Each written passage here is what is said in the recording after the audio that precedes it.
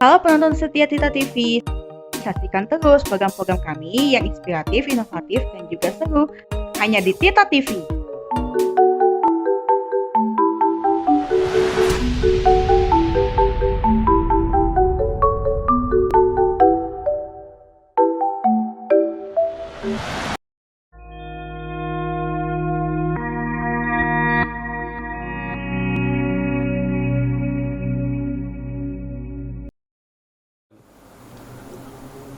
Jumpa kembali dalam acara program Pinter Bina Karakter yang berjudul Kebijaksanaan atau Wisdom. Kebajikan pertama dari 10 esensi kebajikan.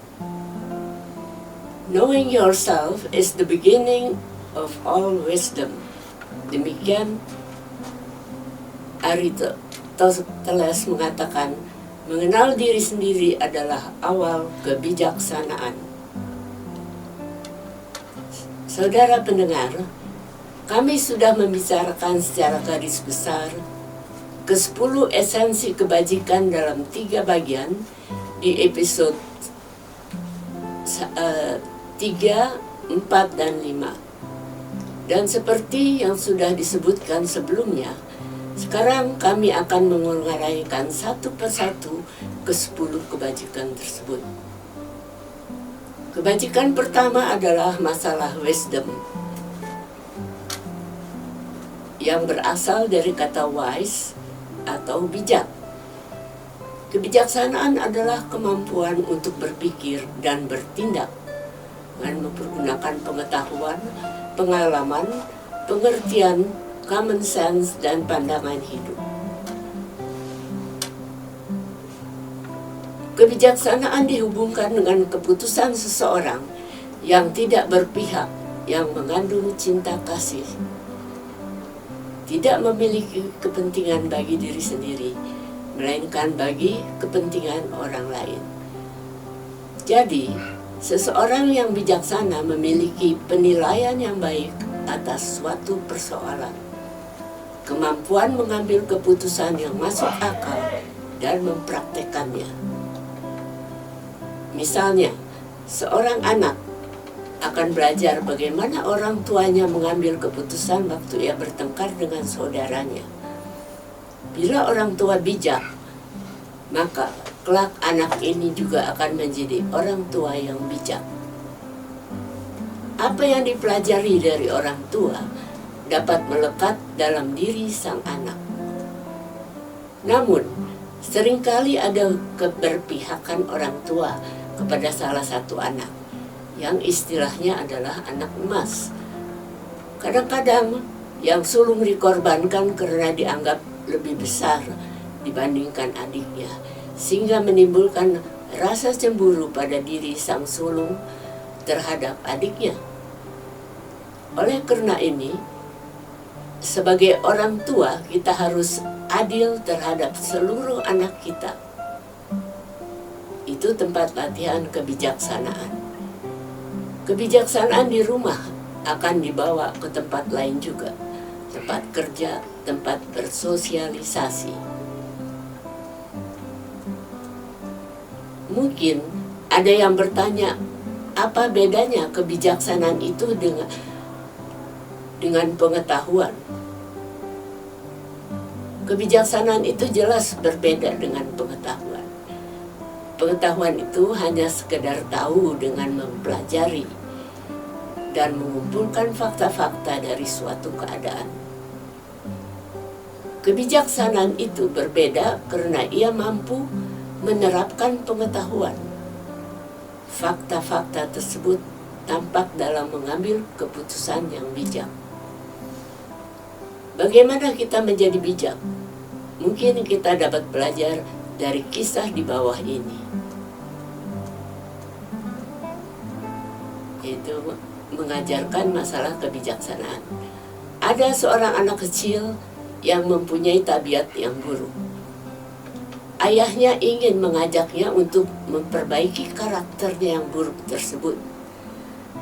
Cara mengajarkannya dengan sebuah ilustrasi. Ia tidak memberi nasihat sedikit pun, tetapi memberinya palu dan paku. Ayahnya mengatakan, "Setiap kali engkau mau marah, kamu pukulkan sebuah paku dengan palu ke pagar." Pada hari yang pertama, ia menancapkan 37 paku ke pagar. Setelah beberapa minggu, ia mulai dapat mengendalikan amarahnya. Sehingga jumlah paku yang tertancap makin berkurang dan terus berkurang. Dari pengalaman memakukan paku, ia merasakan ternyata lebih mudah mengendalikan amarahnya daripada memalu paku ke pagar.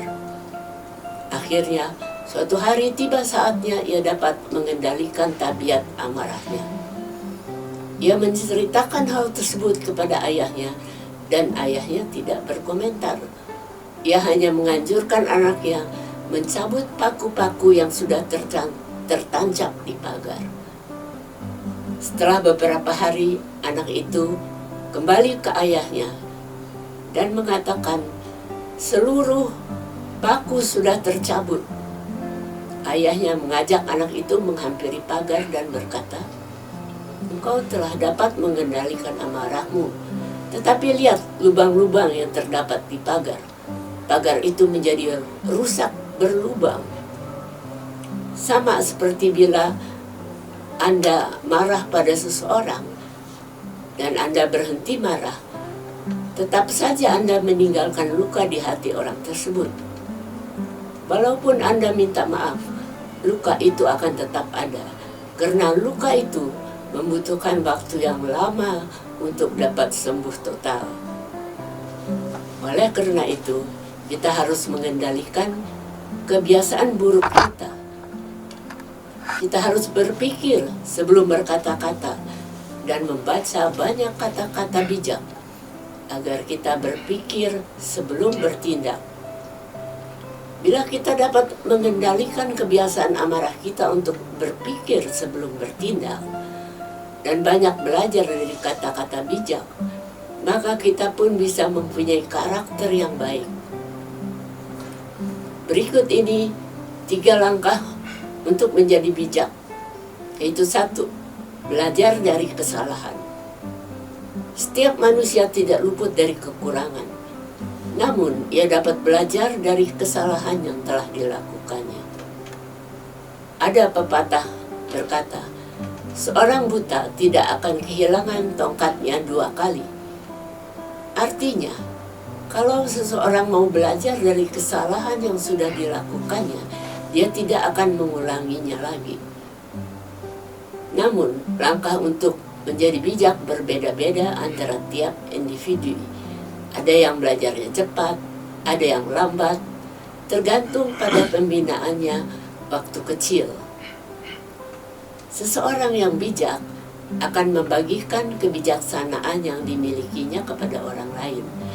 Apalagi zaman sekarang dapat dibagikan melalui sosial media seperti WhatsApp, Facebook, Instagram, TikTok, dan lain-lain. Yang kedua, belajar dari mentor. Seseorang dapat juga belajar dari seorang mentor atau orang yang lebih tua dan dari rohaniwan, guru, atau orang yang diidolakannya.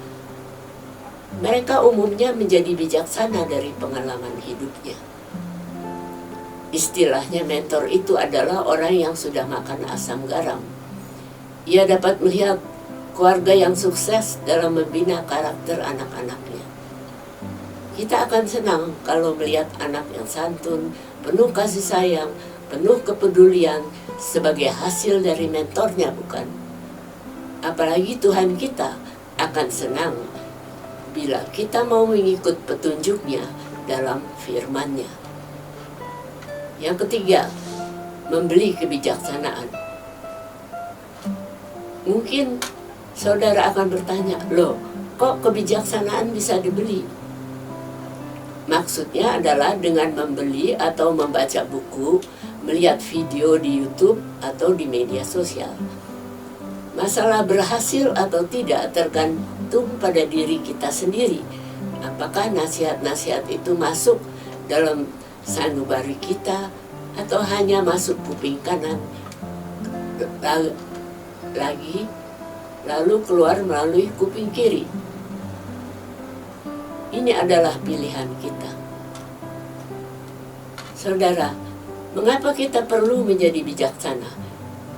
Kebijaksanaan ini penting karena keputusan yang bijak akan mencegah terjadinya sakit hati. Ia dapat mencegah situasi menjadi lebih buruk. Namun semuanya terpulang kepada kita, falsafah hidup kita.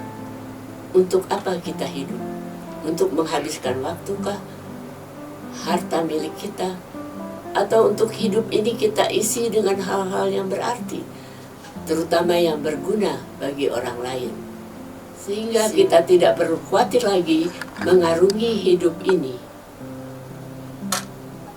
Abigail Van Buren berkata, "The best index to a person's character is how he treats people who cannot do him any good, and how he treats people who cannot fight back."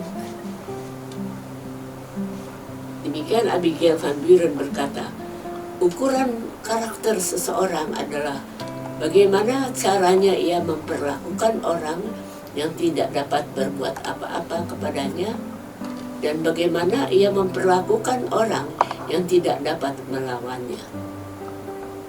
Nah, sampai di sini dahulu perjumpaan kita. Saya Julie mohon pamit. Sampai jumpa di program Binter Bina Karakter yang berikutnya.